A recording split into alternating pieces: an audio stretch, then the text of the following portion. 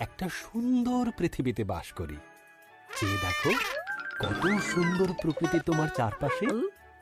চলো আমরা সৃষ্টির শুরুতে ফিরে যাই, দেখি বাইবেল আমাদের সে বিষয়ে কি বলে। সৃষ্টির শুরুতে ঈশ্বর আকাশমণ্ডল ও পৃথিবী তৈরি করলেন। ঈশ্বর অন্ধকারকে বললেন, আলো হোক।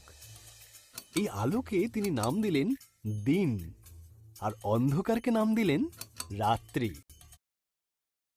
এরপর ঈশ্বর উপরের জল থেকে নিচের জলকে আলাদা করে ফাঁকা জায়গা তৈরি করলেন, যার নাম দিলেন আকাশ। ঈশ্বর সমস্ত জল একত্র করলেন, এর ফলে শুকনো জায়গা দেখা দিল। তিনি শুকনো জায়গার নাম দিলেন ভূমি, আর জমা জলের নাম দিলেন সমুদ্র।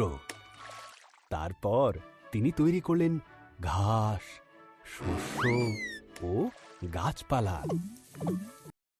এরপর ঈশ্বর আকাশে বিভিন্ন আলো তৈরি করলেন, দিনের জন্য সূর্যকে আর রাতের জন্য চাঁদ ও তারাদের তৈরি করলেন। ঈশ্বর মাছেদের সৃষ্টি করলেন জলে সাঁতার কাটার জন্য, আর পাখিদের সৃষ্টি করলেন আকাশে ওড়ার জন্য। তোমাদের সন্তান হোক, তিনি তাদের বললেন, তোমরা বংশবৃদ্ধিতে ও সুরে পৃথিবীকে ভরিয়ে দাও। এরপর ঈশ্বর পশুদের সৃষ্টি করলেন।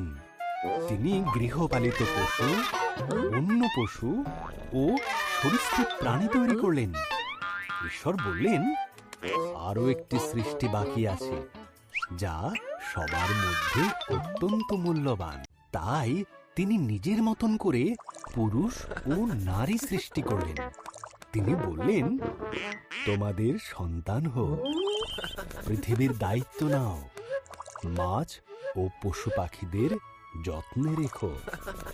এরপর ঈশ্বর দেখলেন তাঁর সমস্ত সৃষ্টিকে খুব সুন্দর। তিনি বললেন, এই সপ্তম দিনে তিনি বিশ্রামে গেলেন এবং দিনটিকে স্মরণীয় করে রাখলেন।